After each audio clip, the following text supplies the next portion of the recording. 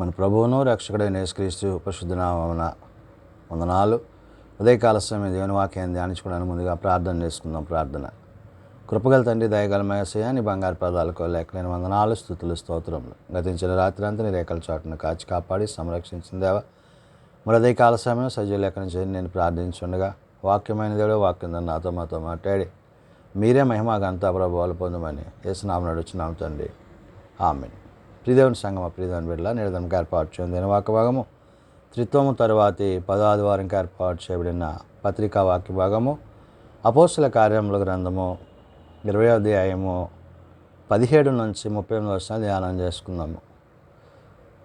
త్రిత్వము తరువాతి 10వ ఆదివారంకి ఏర్పాటు చేయబడిన పత్రికా వాక్య భాగము అపోస్తల కార్యముల గ్రంథము 20వ అధ్యాయము 17 నుంచి 38 వరకు ఈ విధంగా రాయబడినవి. అతడు మిలేతు నుండి ఎఫెసునకు వర్తమానము పంపి సంఘపు పెద్దలను పిలిపించెను. వారు తన యొద్దకు వచ్చినప్పుడు వారితో ఇట్లనెను, నేను ఆసియాలో కాలు పెట్టిన దినము నుండి ఎల్లకాలము మీ మధ్య ఎలాగ నడుచుకొంటినో మీరే ఎరుగుదురు. ప్రియదేవుని సంగమా, ప్రియదేవుని బిడ్డలారా, పౌలు ప్రభు యొక్క పరిచర్యలో, ప్రభు యొక్క ప్రేమలో ఆత్మపూర్ణుడై మరి ఎఫెసు సంఘ పెద్దలతో మాట్లాడడానికి దేవుడు తనకిచ్చిన శక్తిని, బలాన్ని బట్టి ప్రభు యొక్క ప్రేమను వారికి వ్యక్తపరుస్తున్నాడు. అంటే సమాజములో, సంఘములో క్రీస్తుకు సాక్షులుగా మనం ఉండాలి అనే మాటని పౌలు గుర్తు చేస్తున్నాడు. భక్తుడైన లూకా ద్వారా పరిశుద్ధాత్మ దేవుడు ఈ వాక్యాన్ని రాయించడం జరిగింది. ఆనాడు అపోస్తలుడైన పౌలు ఈ సంఘటనలో ప్రధానమైన వ్యక్తిగా ఉన్నాడు. కాబట్టి ఇక్కడ అంటున్నాడు, అతడు మిలేతు నుండి ఎఫెసుకు వర్తమానము పంపి సంఘపు పెద్దలను పిలిపించెను అంటున్నాడు. అంటే ఒక వర్తమానాన్ని, ఒక సమాచారాన్ని పౌలు పంపించడము, ఆ పంపించబడిన సమాచారాన్ని బట్టి వారితో తాను ఏ విధమైన సంభాషణ కలిగి ఉండాలో గుర్తు చేస్తూ, వారు తమ యొద్దకు వచ్చినప్పుడు వారితో ఇట్లనెను, నేను ఆసియాలో కాలు పెట్టిన దినము నుండి ఎల్లకాలము మీ మధ్య ఎలాగా నడుచుకుంటున్నో మీరే ఎరుగుదురు అంటున్నాడు. అంటే తన ప్రవర్తన విధానము, వారితో తను జీవించిన జీవన విధానము, ప్రభువును గూర్చిన మాటలు తప్ప లోక సంబంధమైన, భూ సంబంధమైన, ఇహ సంబంధమైన మాటలను, ముచ్చటలను కలిగి కాక క్రీస్తు యొక్క ప్రేమను బట్టి వారితో ఆ యొక్క సంబంధాన్ని కొనసాగించిన వాడై ఉన్నాడు. కాబట్టి ఇక్కడ చెప్తున్న మాట ఏంటంటే, యూదులు కుట్రల వలన నాకు శోధనలు సంభవించినను కన్నీళ్లు విడుచుచు పూర్ణమైన వినయభావముతో నేను ఎలాగో ప్రభువును సేవించుచుంటినో మీకు తెలియను అంటున్నాడు. అంటే తనకి ఏర్పడిన కష్టాన్ని, శ్రమని, దాన్ని చూచి ఏమాత్రమో నిస్సహాయకుడు కాక దేవుని యొక్క ఆత్మచేత ధైర్యముగా ముందు కొనసాగింపబడుతున్నాడు. కాబట్టి అన్నాడు, యూదుల కుట్రల వలన నాకు శోధనలు సంభవించిన, యూదులు ఏదైతే అతను చంపాలనే ఆలోచన కలిగి ఉన్నారో అటన్నిటి నుంచి దేవుడు నన్ను తప్పించాడు. కన్నీళ్లు విడుచుచు పూర్ణమైన వినయభావముతో నేను ఎల్లప్పుడూ ప్రభువును సేవించున్నాను. తాను దేవుణ్ణి సేవించే విధానము, ఆయన సన్నిధిలో కన్నీటి ప్రార్థన విధానాన్ని కలిగి ఉన్నాడు.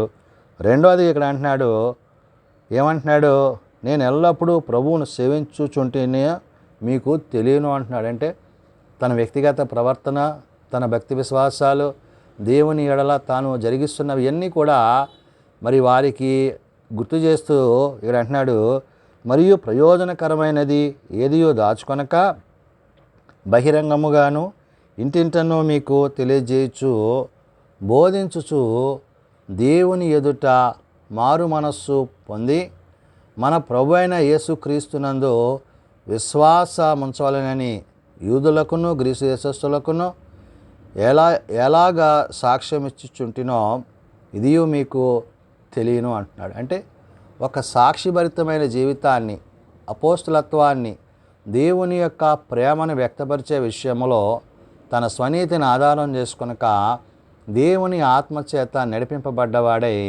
ఈ మాటలను చెప్తూ తను అంటున్న మాట ఇక్కడ ఏంటంటే, బహిరంగముగా ఇంటింటనో మీకు తెలియజేయచ్చు బోధించు అంటాడు. అంటే కుటుంబ ప్రార్థనలతో, వ్యక్తిగత ప్రార్థనలతో, మరి సమాజముగా సంఘముగా కూడి వారితో సహవాసాన్ని కలిగి ఉన్న విధానం ఏదైతే ఉందో ఇవన్నీ గుర్తు చేసుకుంటున్నాడు.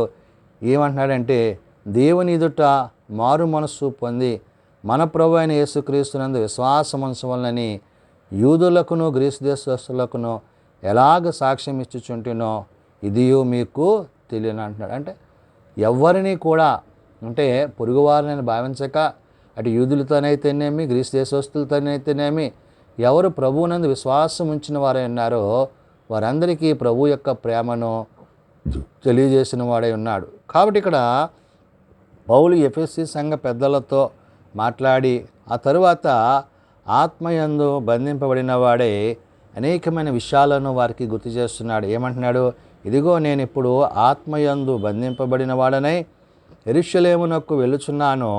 అక్కడ నాకు ఏమి సంభవించునో తెలియదు కానీ బంధకములను శ్రమలను నా కొరకు కాచుకొని ఉన్నవని పరిశుద్ధాత్మ ప్రతి పట్టణములోనూ నాకు సాక్ష్యమిచ్చుచున్నాడని తెలియను అంటున్నాడు. అంటే జరగబోయే పరిస్థితుల్లో తాను పరిచర్యలో ఉన్నప్పుడు మరి ప్రభు యొక్క కార్యాలు తాను చేస్తున్నప్పుడు అపవాది తను ఏ విధంగా శోధిస్తూ వేధిస్తూ మరి మరణానికి గురి చేయాలని చూశాడో ఈ విషయాలన్నిటినీ పౌలు ఇక్కడ గుర్తు చేసి చెప్తూ ఉంటున్నాడు.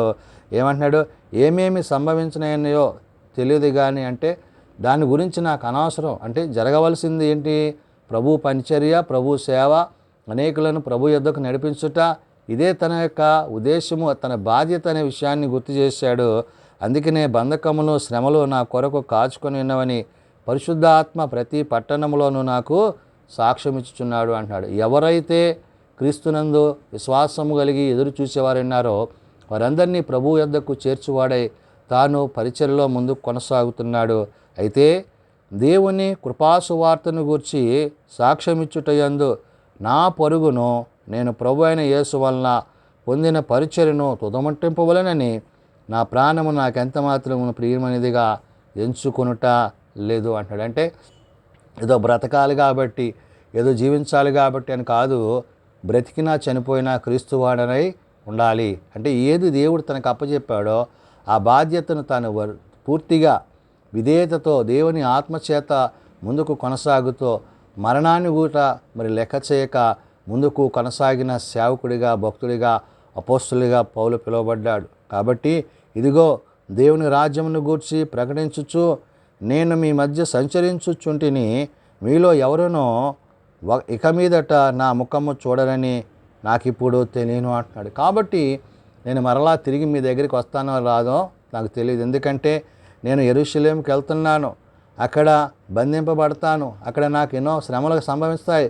ఆ తర్వాత మళ్ళీ నేను తిరిగి వస్తానో లేదో నాకు తెలియదు. కానీ ఎందుకు ఈ విషయాన్ని చెప్తానంటే ఇప్పుడే మీ హృదయాల్ని, మీ ఆలోచన సరిచేసుకోండి అంటున్నాడు. కాబట్టి మీలో ఎవని నాశనము విషయమైనను నేను దోషిని కానని నేడు మిమ్మల్ని సాక్ష్యం పెట్టుచున్నాను అని. ఒకవేళ క్రీస్తుని అంగీకరించకుండా క్రీస్తుకు దూరస్తులైతే దానిలో నేను పాలుభాగస్తుని కాదు, బాధ్యుని కాదు. ఎందుకంటే బోధించడం నా బాధ్యత, నేను బోధించాను, విని విశ్వసించిన వాడు రక్షింపబడతాడనే విషయాన్ని పౌలు అక్కడ వారికి గుర్తు చేశాడు.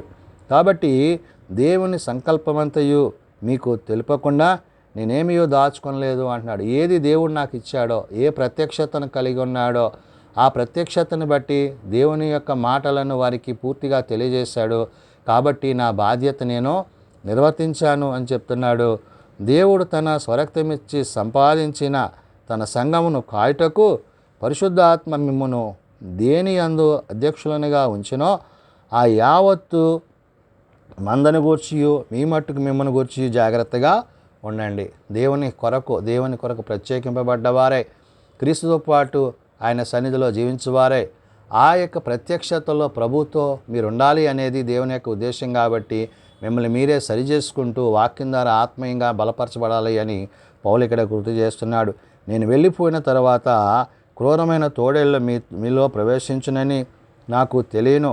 వారు మందలను కనికరింపరు మరియు శిష్యులను తన వెంట ఈడ్చుకొని పోవాలనని వంకర మాటలు పలుకు మనుష్యులు మీలో బయలుదేరుదురు అన్నాడు. అంటే మీలో ఏమవుతారు? కొంతమంది దేవునికి విరోధముగా, వాక్యానికి విరోధముగా అపవాది సంబంధులుగా మారి దేవుని చిత్తానికి, దేవుని ఉద్దేశానికి లోబడిన వారు అయిపోతారు. కాబట్టి ఇటువంటి పరిస్థితులు అంటే అబద్ధ బోధకులు, అబద్ధ ప్రవక్తల గురించి, అంత్య దినాల గురించి పౌలు ఆ యొక్క విషయాలన్నిటినీ అక్కడ ఎఫెసులో ఉండే సంఘాలకి, అక్కడ ఉండే ఆ యొక్క పెద్దలతో మాట్లాడి ఈ విషయాలన్నీ చెప్తున్నాడు. కావున నేను 3 సంవత్సరములు రాత్రింబగళ్ళు కన్నీళ్లు విడుచుచు ప్రతి మనుషుడికి మానక బుద్ధి చెప్పితనని మీరు జ్ఞాపకము చేసుకొని మెలకువగా ఉండండి అంటున్నాడు. ఏంటంటే 3 సంవత్సరాలు వారితో పరిచర్య, వారి మధ్య ఉండి ప్రభువుని గురించి, ప్రభు యొక్క మాటల గురించి చెప్పిన విషయాలన్నీ ఒకసారి మళ్ళీ గుర్తు చేసుకుంటున్నాడు.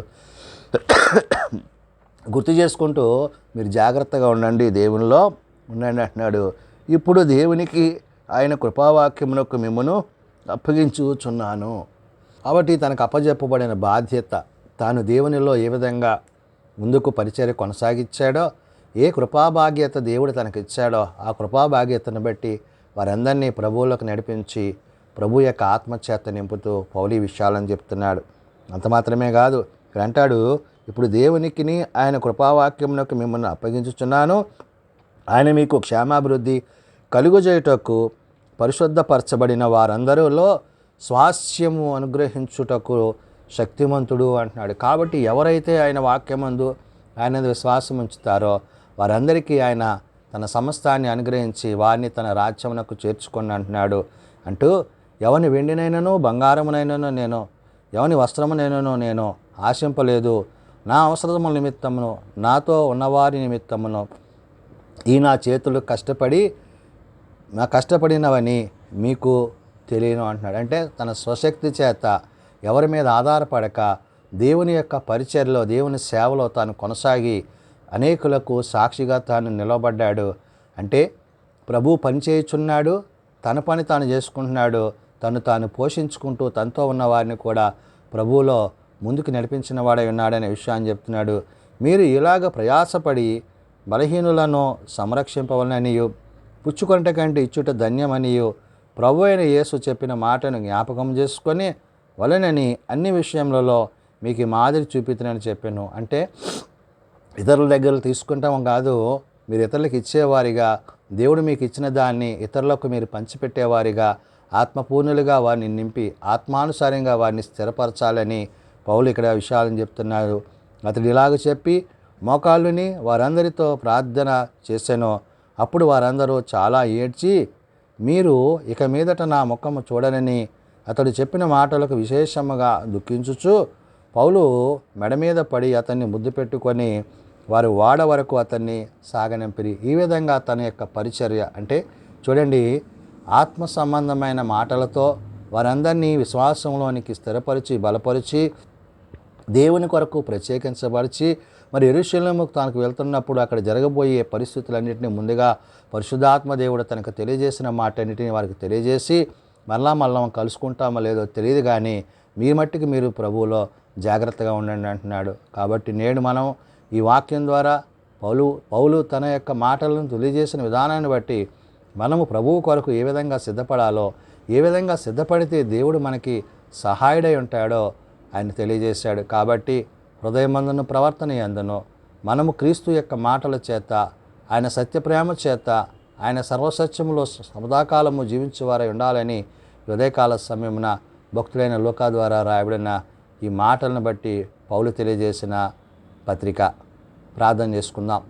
ప్రేమ నమ్మకం కలిగిన మా తండ్రి, కృప కలిగిన దేవా, నిజమైన ఆయన భక్తుడైన లూకా గారి ద్వారా అనేకమైన మర్మాలను, విషయాలను మీరు తెలియజేస్తూ ఆనాటి పరిచారకులుగా ఉన్న మరి అపోస్తలులుగా పిలువబడిన పౌలు మరి తాను ఏ విధంగా సంఘాల మధ్య, సమాజం మధ్య వారితో సహవాసాన్ని కలిగి నీ ప్రేమను వారికి వ్యక్తపరిచాడో, తెలియపరిచాడో ఇక్కడ నీ వాక్యమును బట్టి మేము గ్రహించగలుగుతున్నాం.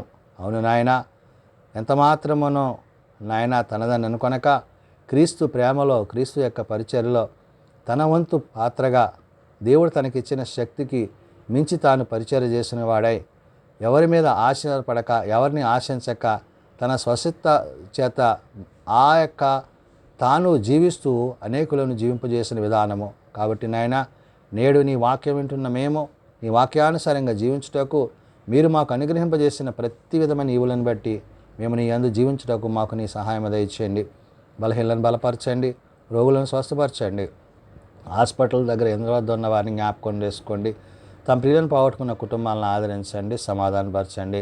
ఇదిగో నాయన, ఆగస్టు మాసము ఈ దినాన్ని ప్రభా నీ సన్నిధిలో ప్రార్థన అవసరాలు కలిగిన ప్రతి కుమారుని కుమార్తెని మీరు దర్శించి దీవించమని, వాతావరణ మార్పుల వల్ల, వరదల వల్ల, అనేక విపత్తుల వల్ల అయా ప్రపంచ దేశాలు చాలా ఇబ్బందులు పడుతున్నాయి. ఇవన్నీ అంత్య దినాలు, అపాయకర దినాలు కాబట్టి, నీ రాకడ బహు సమీపంగా ఉంది కాబట్టి తగు సిద్ధపాటు కలిగిన వారమే, నీ వాక్యమందు నిలిచిన వారమే, నీతో సదాకాలము జీవించే వారి ఉండుటకు అట్టి కృప దయచేయమని యేసు ఉన్నత నామమున ప్రార్థించి వేడుకొంచున్నాం తండ్రి.